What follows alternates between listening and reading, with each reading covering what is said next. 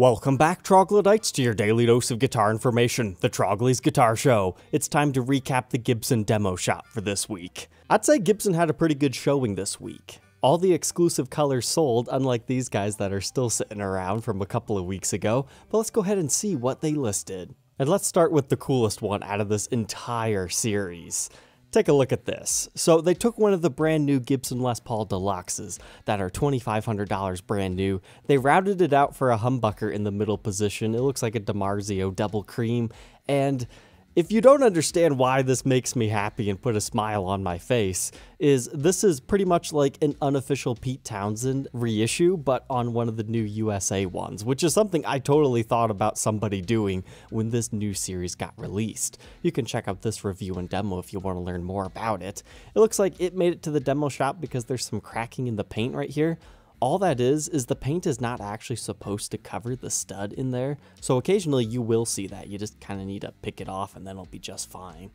And then, ooh, the binding didn't quite cover the maple cap right here, so that's a no-no, but not covering it right here, that's vintage authentic specs. And there might have been a couple of other scratches and nicks and dings. So $100 premium, I totally understand why this thing sold, because, you know, it came from the Gibson factory like this. Now granted, it's not one of the absolute very rare custom shop limited edition recreations of his guitar. It doesn't have the two toggle switches down here and the big number 3, but the hardest part's been done for you. Well, kind of anyways, because in order to put the rest of it right here, you're gonna have to do some additional routes right there, which would take some extensive modifications to do. And yeah, you don't have the maple neck. But, you know, if you don't have $10,000, this was a pretty nice tribute. This thing right here, the 70s Explorer, was an absolute steal of a deal. If you are wanting to purchase one of these, just hunt the demo shop. They don't last too long, but things haven't been selling as instantaneously anymore. It does seem that there's less and less people tracking these, waiting for them to be uploaded every week, so you have a little bit more time. But something like this, $600 off of a guitar that is very hard to find in stock, and most of the brand new ones have some sort of a tooling mark on the binding anyways, you might as well just buy one of these, because that was an absolute fantastic deal. But let's go ahead and check out our custom colors this week. 1, 2, 3, and 4. This one spoke to me personally because, you know, chameleon green. I like the dark green guitars. And this one matched with the cream hardware. It just reminds me of like a forest goddess, I guess you could say. Or just a forest in general. I like nature themes on guitars, so maybe that's why I like the dark greens.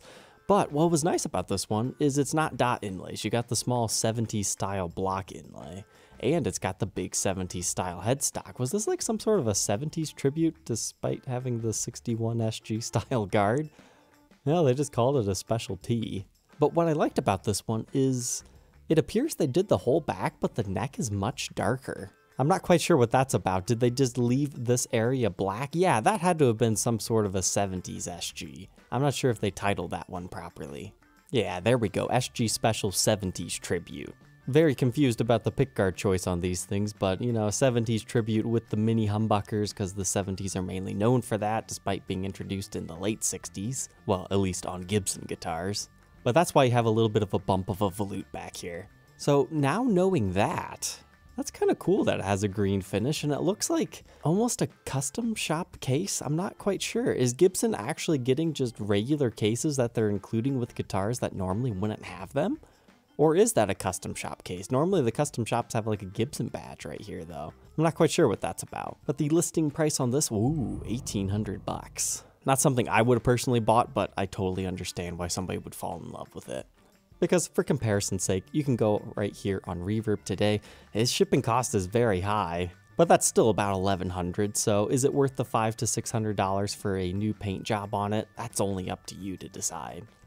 Our next one here is not a model you see too often. So this is one of the Les Paul basses, but this one has like a tune-o-matic style bridge and a tailpiece. I don't think I've ever taken a close look at one of those before. That's a little bit goofy looking. I like it. I'm sure one day I'll get a Les Paul bass on the show, but I'm not a big fan of the color of this one. They left the back black, but they decided to give it wooden backplate covers. I'm guessing this is the reason that they decided to do this kind of burnt orange color, because they had these back plates laying around, or it happened after the fact. They decided just to paint these because they had some wooden covers laying around. But one of the Gibson basses that I want to review is called the Money Bass, because, you know, it just reminds me of that very iconic bass riff, and because I just think it's funny. But this one has, you know, despite the refinish, kind of an impression in here. I'm wondering if that was on the original finish and they were hoping that when they sprayed it over that it would disappear, but it didn't. It's either that or somebody messed up after they refinished it. But that was $18.99. That's not a bad price, because I mean, you look at this guy and he wants $2,400. This one was $22. Ooh, man, dare I say it, that might actually have been a pretty good deal. Here's one from 1990. It's got a completely different style bridge on it. That's why I had never noticed that weird Tune-O-Matic one. I'm not really sure which one bassists prefer. Pickup controls down here just with the volume knobs, or a traditional selector switch up here. I think most bassists are used to this kind of layout. However, I think the main demographic for a Les Paul bass is a Les Paul player that just wants to have a fancy bass in their collection just to say they have a Les Paul bass. So yeah, whoever got that one, not that bad of a price. Next up, we have a matte charcoal.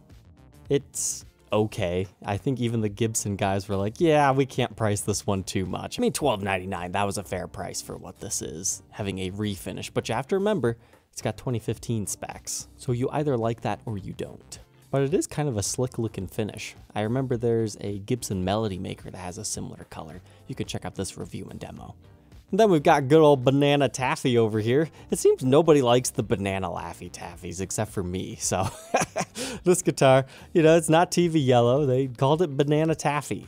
I think this would look good if they would have finished over the fretboard and the headstock and it'd just be this giant yellow guitar with black appointments on it.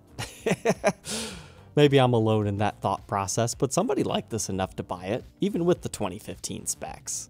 Maybe those ones don't sell as well for the demo shop, so they try to give it more fruity flavors. So that's it for all the custom colors. Nothing too crazy out there, but let's take a look at what else might have sold. I do want to feature this thing. This was a beautiful guitar. Not a custom color, but faded light burst. I'm not normally a big fan of light burst, so this one, it just, yeah. Despite the fact that it's a lefty and I can't play it, it was beautiful looking. Whoever did this paint job did fantastic, because it's not like a burst. They don't have the rim burst going on or anything. It's more of a teardrop, but it mixes into like the fade territory because it's a little bit lighter over here, but just the general color of the guitar. I was like, yeah, I like that. So, whoa, ooh. Generally, not a fan of the black necks when you compare it to like a beautiful body, but that looks nice because it's like the burst has just darkened off completely. And you've got a little bit of flame figuring on this, but this example is mainly about the beautiful wood grain, which, to be fair, most of the semi-hollow and hollow-bodied guitars will have in the ES lineup. And these little blemishes on the side of the binding, they're on the side of the neck you don't see anyways. That likely is just the veneer that they put on top, not necessarily a big crack. So it's just like the veneer line showing. It might be a little bit farther down, so I guess it could be something in the finish. But that one sold for $3,699.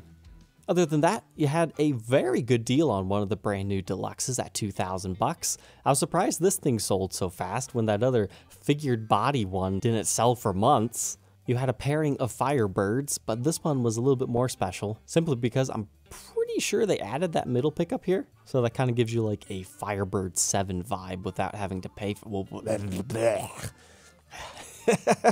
If I want to buy a Firebird, I want the right Firebird headstock, not that one.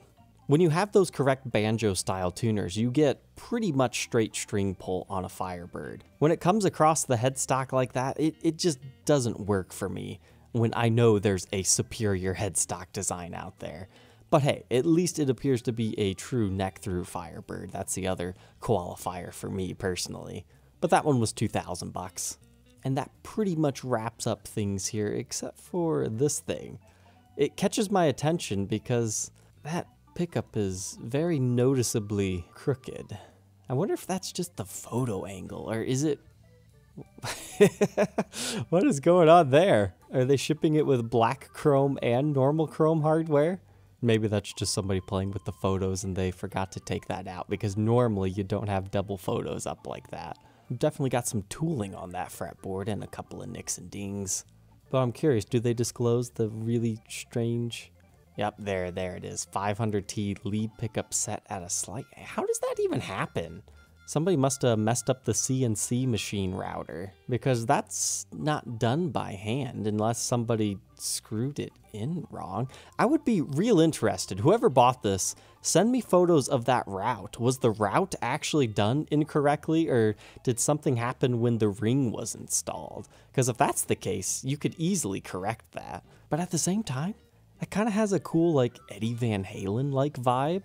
Or like check out one of the E2 series. It kind of reminds me of the slanted single pickups that you sometimes find in those, or I guess more appropriately the V90 series.